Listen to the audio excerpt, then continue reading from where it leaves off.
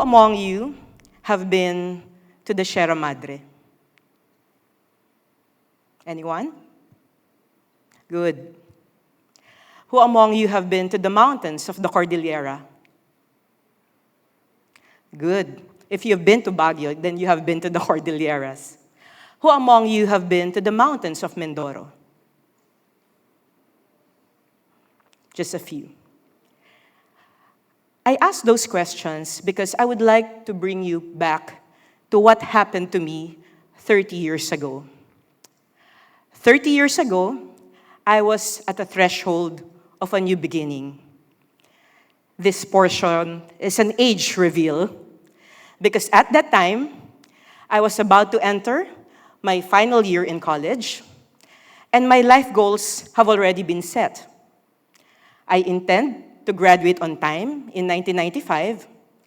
I intended to pursue law, and I planned to becoming an excellent lawyer. That was my life's goal that I nurtured since I was a child. And that is also what the world is basically telling me, that this is what I need to pursue in order to live a good life. The world out there has specified standards on what it means to live a happy and successful life. It is the pursuit, number one, of fame, if not power, and if we can be famous, why not? At this time and age, if you are in the social media, you have that feeling that you are already famous, and it gives us a certain kind of high. But then again, in April 1994, my life has changed drastically because I got to meet them. Who are they? They are the Mangyan, the indigenous peoples in the mountains of Mindoro. So in April 1994, we went to Mindoro as part of our school requirements. We were supposed to be there as part of our practicum. And I can vividly recall how resistant we are with the idea because I already planned what my practicum should be like. I want to go into the corporate world. I want to explore the corridors of power in government, being a social science major. But we were required to go to Mindoro and live for about 3 weeks with these indigenous groups. And I didn't know at the time that that opportunity to immerse with the Mangyan people will alter the way I look at things and how I view my life. Those 3 weeks were composed of mingling with the Mangyan, living in their small huts, taking a bath in the middle of the community because there is only one source of water, walking in the farms of the villages, climbing mountains to do some kaingin or the slash and burn that we know it. And when I went back after that immersion, I realized that I have become a changed person. I was no longer the young person who went there with all of my dreams, with all of my grand dreams. I have become a changed person, and that was when I decided that I am going to give up my dream of pursuing law and choosing to become an educator instead. And what was the one question that was boggling me at those 3 weeks that I was with them? It was this question: will I use my education and all the privileges that I enjoy as a middle-class person to help in the liberation of the indigenous peoples? Or will I use my education and privileges to be among those who oppress them? And I realize that that experience changed how I look at education.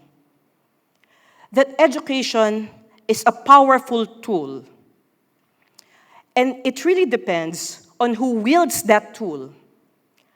If we are going to use that very powerful tool to oppress others or to liberate them and to be the voice for them in cases where they cannot speak for themselves.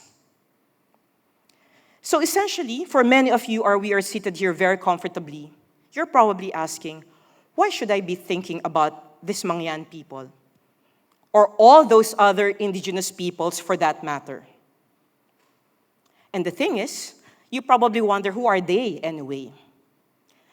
You might be surprised to know that there are about 14 to 17 million of them living in the fringes of our society. You hardly see them. Why? Because since the time of colonization, they have been relegated to the margins of the society. They have lived a life of resistance. And because they have not conformed to the dictates of the dominant society, then the response of those in the mainstream society would be to discriminate them, to nurture all of this prejudice against them. And so we confine them and make them outside of the mainstream society, bearing the brunt of economic, political, cultural, and social inequalities. But you know what? I can tell you with certainty that with my Mangyan encounter and all those other encounters that I've had with the Cordillera, with the Igorot peoples, with the Aitas, with the Dumagat of Bulacan and the Sierra Madre, I can tell you one thing. Some of the most beautiful people that I have met are not here in the mainstream. They are in the fringes of society. These indigenous peoples, they are the ones that give color to that very rich tapestry of diversity in the Philippines. When the world is telling you, you have to think about your individual successes, they believe that we should still be living with each other with that very strong sense of community. When this world is telling you, you have to be successful, you exploit the environment for your own advantage, these indigenous peoples will fight tooth and nail to protect the environment, which is part of their ancestral domain. These indigenous peoples have a very deep spirituality, and they will tell you that you are not living in isolation, but we are all interconnected. We are connected to each other. We are connected to the natural environment that we are so fond to exploit.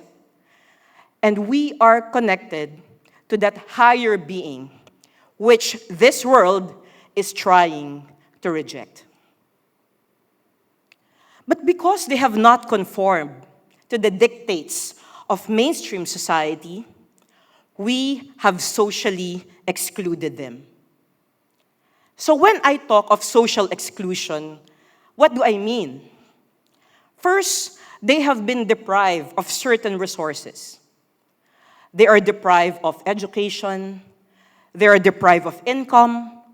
They have been deprived of access to basic education and health services. And they have been deprived of representation because they are not really given a voice. They're also deprived because of the differences in their cultural practices. In many cases, we make fun of their cultural practices because their practices are different. And so their very identities are devalued. At the same time, because of the remoteness of their location, sometimes we are afraid of them. And we perpetuate some misunderstandings or myths about them that are actually far from reality. How many of you have been taught that they are kulot, they are dugyot, meaning dirty, they are illiterate, they're uneducated? And how many of us, instead of looking at them with compassion, have said all of these negative attributes with much derision and prejudice? And so, I want you to think about those intersecting inequalities that many Indigenous peoples have suffered through the centuries. Imagine yourself seated here very comfortably. We all have had so many privileges that we often take for granted. We take for granted the fact that when we go home tonight, we have food on the table. We take for granted the fact that when we go to the washroom, there is running water in the faucet. We are saddened when we don't have the advanced technologies that other people are already enjoying. But I must tell you that all of these necessities that you take for granted are actually luxuries already for many of the Indigenous peoples. And so when we think of this intersecting inequalities, I want you to ask yourself, how am I contributing to the systematic violation of the basic rights of these Indigenous peoples and all those other people in the margins of society? Probably you're going to tell me, why am I at fault all of a sudden? Why am I being blamed for something that I am not responsible, really? But I must tell you that when we resort, for example, to mindless consumption that destroys the natural environment, then in effect, we are destroying the ancestral domain of the Indigenous peoples, of which they are very much connected.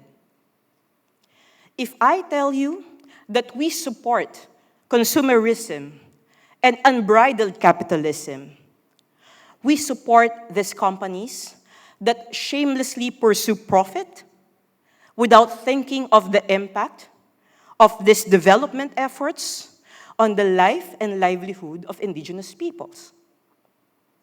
And as educated individuals, I must tell you that if you remain apathetic, if you don't speak up when LUMAD schools are being shut down, when people are red tagged and they are labeled as communists, if you refuse to lift a finger because these people are in the fringes of society who do not have any effect or benefit to you, then you are becoming an enabler of an oppressive system that further marginalizes the Indigenous peoples.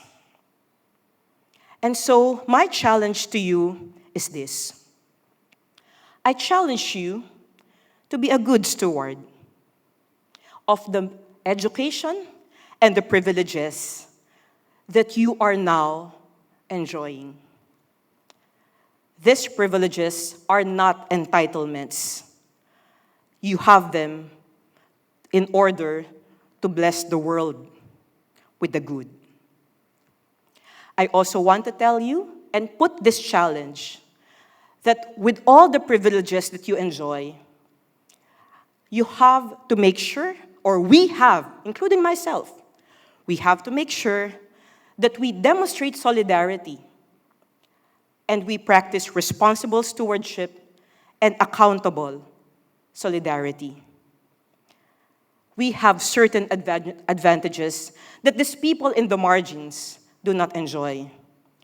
And we use our voice in order to give power and empower those in the margins of society. May our new beginnings, instead of building borders, will instead build bridges. May we expand spaces instead of pushing the margins. May we amplify voices that are often unheard. And I really hope that we see them as a fellow human and we listen to the quiet stirrings in our hearts and in our souls that connect us to them and that bind us in that common humanity. As Gandhi once said, the best way to find yourself is to lose yourselves in the service of others. Thank you very much.